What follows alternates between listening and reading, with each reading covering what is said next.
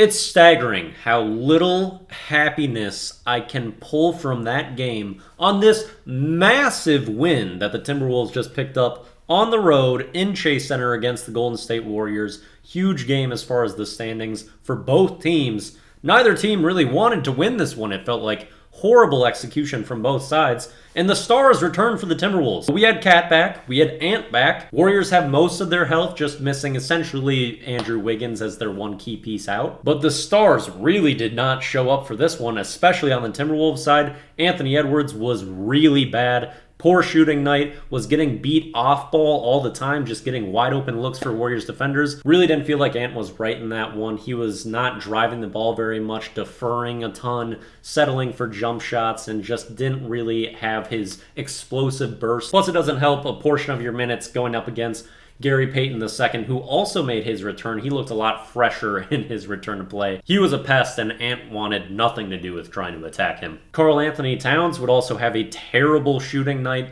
Didn't really bring it, however, would hit a extremely clutch three to get the Timberwolves the lead at the end of that one with 10 seconds left on an absurd possession I'll talk about a little bit later. The two of them had 12 points at halftime on 4 of 16 shooting, and they would end that game 10 of 30. Kyle Anderson was really the savior of that game, getting some big buckets, 7 assists, 10 rebounds, 5 steals. It felt like almost every single one of those turning into something valuable, as well as forcing the turnover on Draymond Green when the Timberwolves were down by 1 point. They have to foul about 15 seconds left. They actually fouled Steph Curry about 2-3 times intentionally. Sucks did not call it. I couldn't believe it. I'm like, they're wasting all this time. How did they not see that? Eventually, the ball gets to Draymond and the turnover happens. Kyle Anderson brings it up, hits Cat, who takes a transition 3, and the Wolves are up by 2. 10 seconds left. Crazy scenario as each team just tries to fumble that game away. Let's talk about some of the ways that the Wolves tried to lose that game. 14 of 25 from the free throw line. That's 54%. 11 missed free throws. They had 4 missed free throws and a missed dunk in the first 4 minutes of the game. You knew it was just setting up for a night of that. Then Jaden would have 2 fouls in the first 3 minutes of the game. He'd have 4 fouls in the first 6 minutes of his playing time. And then he was really just never able to be present in that game. Picks up his 5th foul after 10 minutes. He gets teed up and gets a Pakilty. Early on, it looked like Mike Conley was going to have a huge game. He had 4 threes in the first 7 minutes,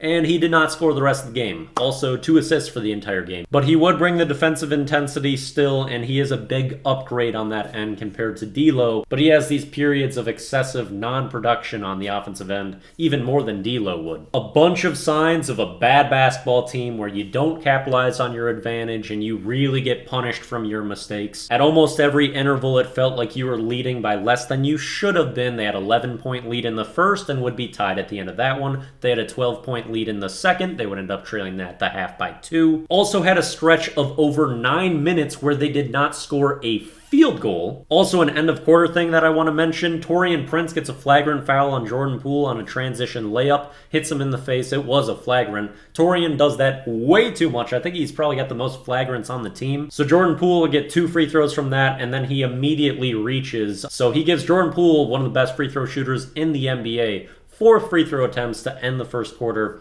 That's just terrible. Gobert had a huge rebounding game, couldn't really provide just about anything offensively and was really awkward. Also the root cause of a lot of turnovers in that one. 4 listed on the stat sheet, but I'd say probably 8 or 9 that involved him. One of the better performances somehow tonight though. Naz Reid was incredible, 23 points in only 21 minutes. It was really clear that he was causing them troubles and was 10 of 17 from the floor. He really should have got more play time in that one. But when he was out there, they really focused on punishing his mismatches, and he was great. Very dynamic out there. It was really the bench front court that carried this game so severely. One final note on some of the dysfunction at the end of the game. Jaden McDaniels, who I mentioned, was tilted and really struggling. No okay dance through any of that one. Barely plays. He's the player that we kind of set up to get wide open in the backcourt for the free throw situation. Less than 5 seconds left in the game. Only up by 2 points. Jaden was 0 for 2 from the line already in that night. He's the guy we get open. Of course he misses a free throw. Wolves are up by 3 when the Warriors get the ball with a couple seconds left. Doesn't end up hurting us and going into overtime, which would have just suffocated my evening. I was so done with this game. But it's these constant mistakes and inefficiencies that do bite us and will bite us. Ah, we won. Be happy. We won. Be happy.